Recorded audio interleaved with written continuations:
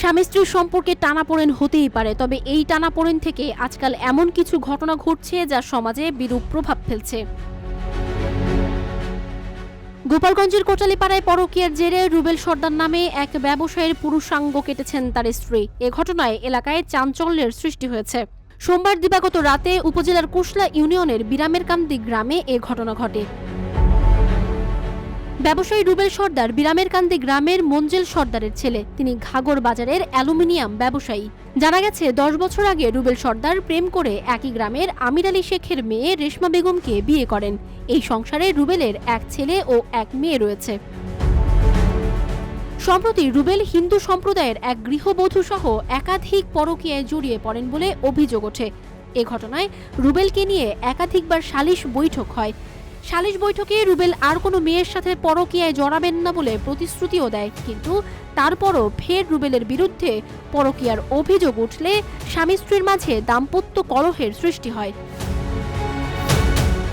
এমন পরিস্থিতিতে সোমবার রাতে স্বামী স্ত্রীর কথা কাটাকাটির পর রুবেল ঘুমিয়ে পড়ে। এরপর গভীর রাতে স্ত্রী রেশমা বেগম ক্ষিপ্ত হয়ে ধারালো অস্ত্র দিয়ে স্বামী রুবেলের পুরুষাঙ্গ কেটে ফেলেন। পরে রুবেলের চিৎকারে তার পরিবারের লোকজন এগিয়ে আসলে রেশমা বেগম পালিয়ে যায়।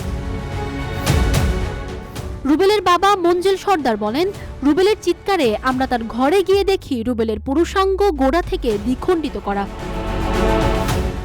আমি রাত 2:10-এর সময় উঠছি, চিৎকার শুনি রাত 2:10-এর সময় চিৎকার শুনি, রুবেল চিৎকার দিচ্ছে। যখন চিৎকার দিচ্ছে তখন আমি ঘরের তাপে বাইরেছি, আমার মেজো ছেলে বাইরেছি। মেজো ছেলে বাইরে দেখে ওই যে আমার পুতের বউ রেশমা, সে দৌড়ি বাইরেছে, ওরে জড়াই ধরার পর কয় বাইরে কি হচ্ছে, আগে আপনি ওর ধরেন।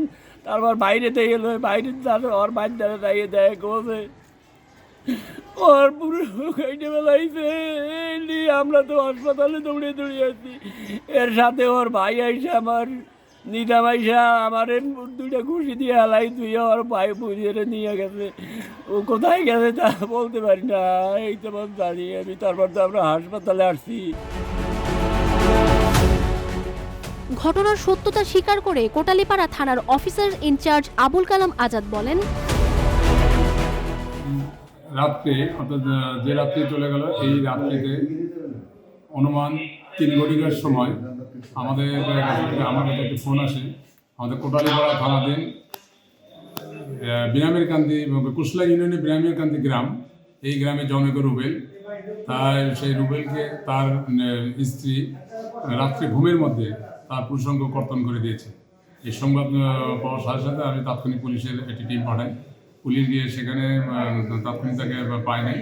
ইতিমধ্যে তাকে আমাদের কোটালীপাড়া স্বাস্থ্য কমপ্লেক্সে তাকে স্থানান্তর করে সেখান থেকে উন্নত চিকিৎসার জন্য তাকে ঢাকায় প্রেরণ করেছে বলে আমরা জেনেছি।